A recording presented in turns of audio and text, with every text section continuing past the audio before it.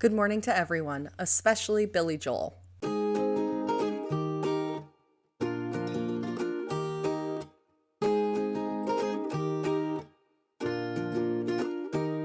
I was at my parents' house for dinner last night, and my dad asked his Alexa to play a Billy Joel song that I hadn't heard of.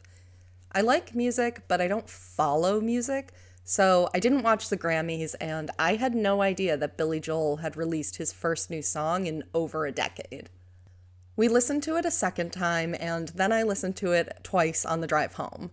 We looked up the story of the song and how it came to be.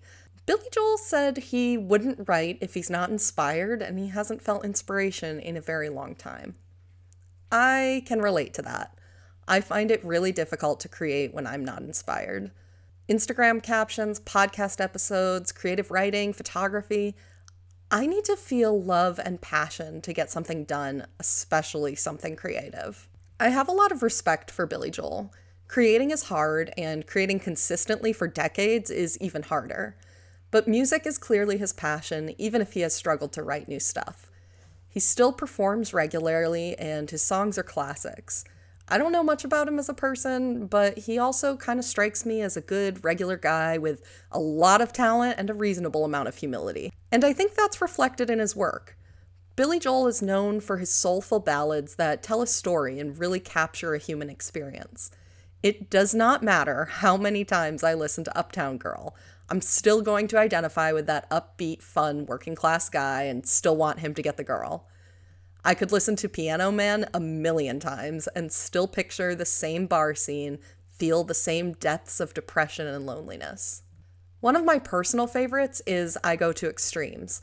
I probably have listened to that one a million times. Even before I had a bipolar diagnosis, I identified with this song. I always knew that there was a difference between how I experienced emotions and how other people did. I Go to Extremes is one of the best representations of how that emotional whiplash feels, and I find it both a very fun and very comforting song. Billy Joel's new song, Turn the Lights Back On, is no different. Like every other Billy Joel song, it's a beautiful and emotional ballad. I don't know whether he's singing to a lover or to his fans, probably both because this is a piece of art with many layers, but no matter who it's addressed to, it evokes a universal human experience. Realizing where you've fallen short, wanting to come back to something or someone who feels like home, and not sure whether you'll ever be able to. No one sings emotion the way the Piano Man does. Good morning to everyone, especially Billy Joel.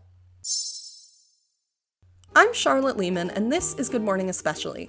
Every day, we're here to tell everyone good morning, especially to a certain someone.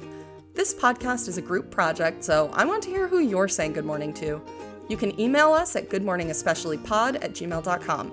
Either write it out in an email and I'll read it, or record a voice memo and send it for me to play on the podcast. I can't wait to hear who you're wishing a good morning.